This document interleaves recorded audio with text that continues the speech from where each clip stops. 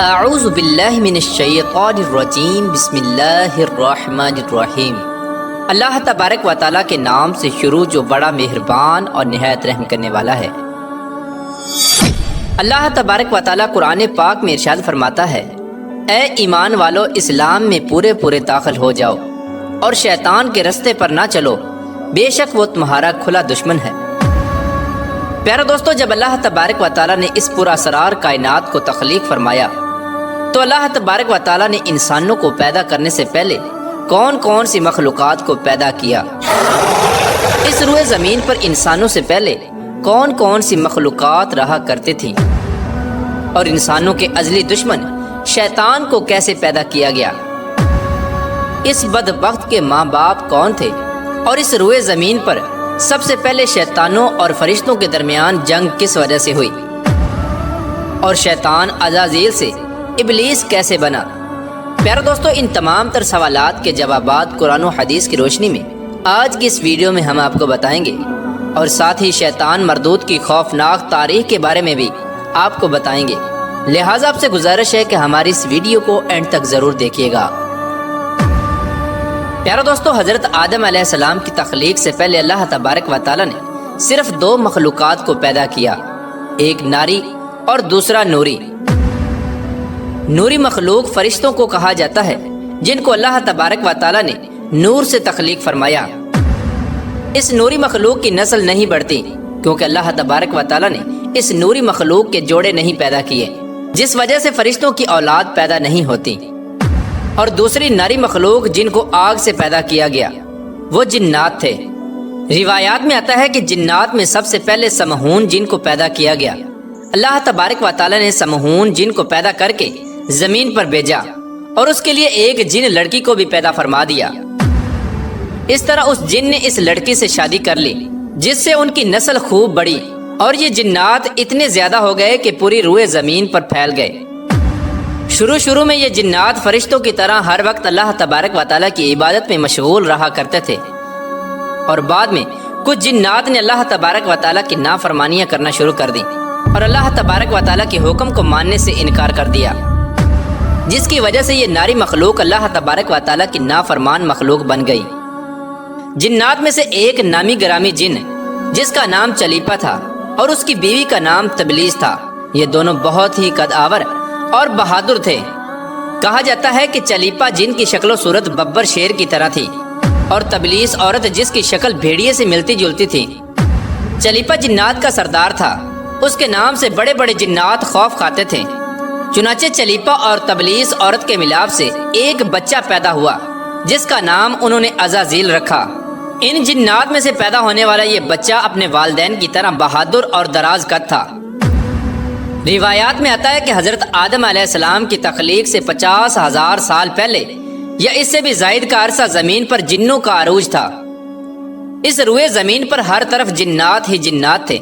یہ جنات بہت زیادہ شریر تھے اور یہ زمین کے اندر فتنہ فساد پھیلاتے تھے۔ اس طرح جب جنات نے اس زمین پر فساد پھیلانا اور تباہی مچانا شروع کر دی تو اس وقت اللہ تبارک و تعالیٰ نے فرشتوں کو حکم دیا کہ زمین پر جاؤ اور جنوں سے جنگ کرو۔ اس طرح جب جنات اللہ تبارک و تعالیٰ کی نافرمانیاں کرنے لگے اور زمین میں فتنہ فساد برپا کرنے لگے تو فرشتے اللہ تبارک و تعالیٰ کے حکم سے زمین پر اترے۔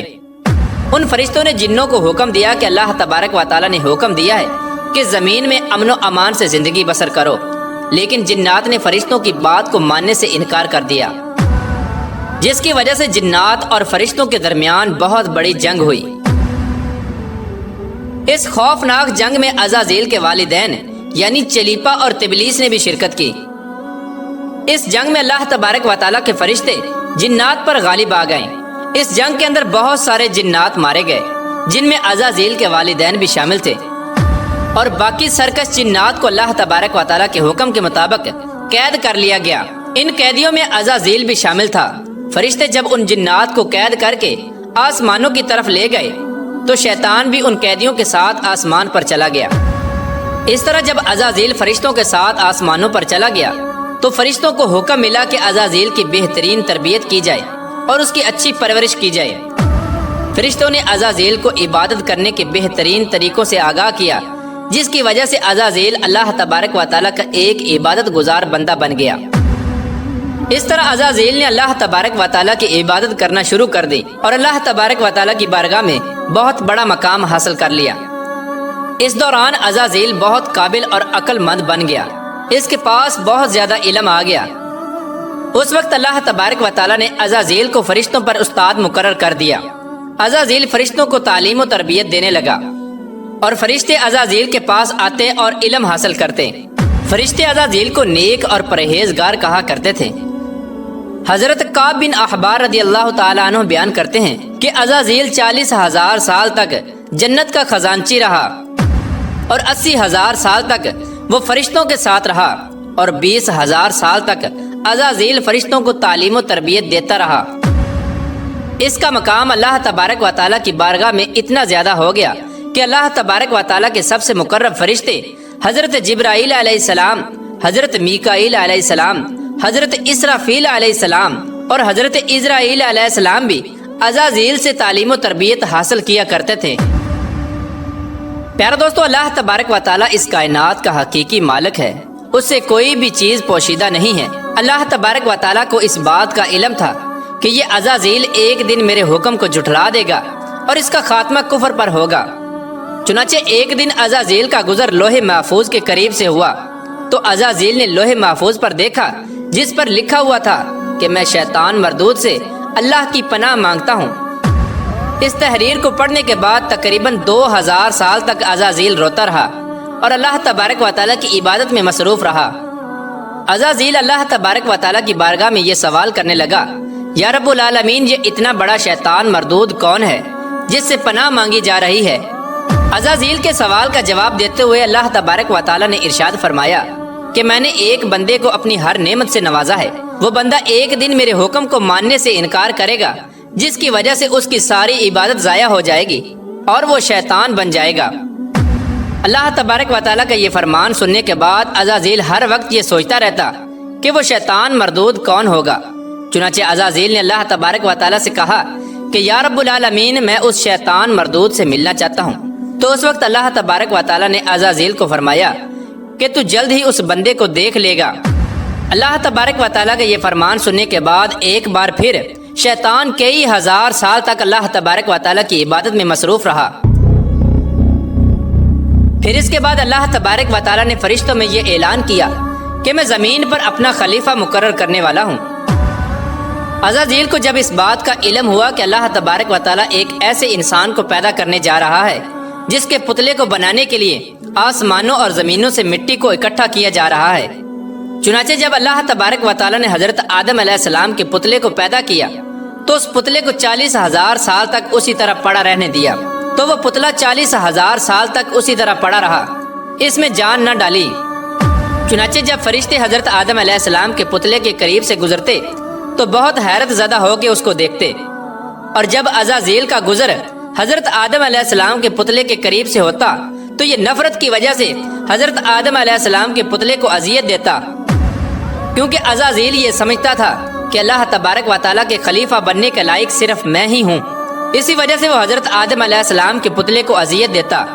جب عزازیل حضرت آدم علیہ السلام کے پتلے کو مارتا تو اس کے اندر سے مٹی کے کھنکنے کی آواز آتی۔ چنانچہ جب اللہ تبارک و تعالیٰ نے حضرت آدم علیہ السلام کو تخلیق فرمایا اور اس کے اندر روح بھی داخل کر دی تو اس دن اللہ تبارک و تعالیٰ نے سب فرشتوں کو حکم دیا کہ سب میرے پاس اکٹھے ہو جاؤ۔ جب سارے فرشتے اللہ تبارک و تعالیٰ کی بارگاہ میں حاضر ہو گئے تو اللہ تبارک و تعالیٰ نے حکم دیا کہ میں زمین پر اپنا ایک بندہ پیدا کرنے والا ہوں جو زمین پر جا کر میرے حکم کی تعمیل کرے گا۔ تو اس وقت فرشتوں نے اللہ تبارک و تعالیٰ کی بارگاہ میں عرض کی، یا رب العالمین، یہ بندہ زمین پر جا کر تیرا نافرمان ہو جائے گا، ہم تو ہر وقت تیری عبادت میں مصروف رہتے ہیں۔ تو اللہ تبارک و تعالیٰ نے ارشاد فرمایا، جو کچھ میں دیکھ رہا ہوں وہ تم نہیں دیکھ سکتے۔ اس وقت سب فرشتوں کو حکم دیا گیا کہ حضرت آدم علیہ السلام کو سجدہ کرو، تو تمام فرشتے اللہ تبارک و تعالیٰ کے حکم کے مطابق حضرت آدم علیہ السلام کو سجدہ کرنے کے لیے جھک گئے، لیکن عزازیل نے حضرت آدم علیہ السلام کو بغض اور تکبر کی وجہ سے سجدہ نہ کیا۔ اس وقت اللہ تبارک و تعالیٰ نے عزازیل سے پوچھا کہ تم نے سجدہ کیوں نہیں کیا؟ اس وقت عزازیل تکبر اور غرور میں آ کر بولنے لگا، اے رب العالمین تو نے مجھے آگ سے پیدا کیا اور اس پتلے کو مٹی سے پیدا کیا، میں اس مٹی کے پتلے سے کئی درجے بہتر ہوں۔ عزازیل کی یہ بات سن کر اللہ تبارک و تعالیٰ نے عزازیل کو وہاں سے نکل جانے کا حکم دیا۔ اللہ تبارک و تعالیٰ نے عزازیل سے فرمایا کہ یہاں سے چلا جا، تو شیطان مردود ہو چکا ہے، تم پر قیامت تک میری لعنت ہوتی رہے گی۔ اس وقت عزازیل کو اس بات کا علم ہوا کہ لوح محفوظ پر جس شیطان کا ذکر تھا وہ در حقیقت میں ہی ہوں۔ اس طرح جب عزازیل اللہ تبارک و تعالیٰ کی نافرمانی کی وجہ سے شیطان مردود بن گیا تو شیطان مردود اللہ تبارک و تعالیٰ سے کہنے لگا، اے رب العالمین میں چاہتا ہوں کہ مجھے قیامت کے دن تک زندہ رہنے کی مہلت دی جائے۔ تو اللہ تبارک و تعالیٰ نے شیطان مردود کی بات مان لی اور اس کو قیامت تک کی مہلت دے دی گئی۔ اس وقت شیطان مردود اللہ تبارک و تعالیٰ کی بارگاہ میں عرض کرنے لگا، میں تیرے بندوں کو تیری راہ سے بھٹکاؤں گا اور ہر طرح سے تیرے بندوں کو تیرے حکم کا نافرمان بناؤں گا، اور بہت سارے تیرے بندے میرے شکنجے میں آ کر تیری نافرمانی کریں گے اور گناہوں کے اندر مبتلا ہو جائیں گے۔ اس وقت شیطان مردود کو اللہ تبارک و تعالیٰ نے ارشاد فرمایا کہ تو میرے بندوں کو میری راہ سے بھٹکائے گا اور میری نافرمانیوں کے اندر مبتلا کرے گا، میری رحمت بہت بڑی ہے، میں اپنے کرم فضل سے اپنے بندوں کو معاف کرتا جاؤں گا۔ پیارے دوستو، اس طرح غرور اور تکبر کی وجہ سے عزازیل شیطان مردود بن گیا اور اللہ تبارک و تعالیٰ نے لعنت کا طوق اس کے گلے میں ڈال کر اس کو آسمان سے نیچے پھینک دیا، اور شیطان مردود ہمیشہ ہمیشہ کے لیے اللہ تبارک و تعالیٰ کی رحمت سے دور ہو گیا۔ پیارے دوستو، روایات میں آتا ہے کہ جب قرب قیامت دوسرا سور پھونکا جائے گا تو اس وقت اللہ تبارک و تعالیٰ شیطان کو دردناک موت عطا فرمائے گا، اور اس کے بعد شیطان مردود کو ہمیشہ ہمیشہ کے لیے جہنم میں داخل کر دیا جائے گا۔ اللہ تبارک و تعالیٰ سے دعا ہے کہ اللہ تبارک و تعالیٰ ہمیشہ اپنی فرما برداری میں زندگی گزارنے کی توفیق عطا فرمائے۔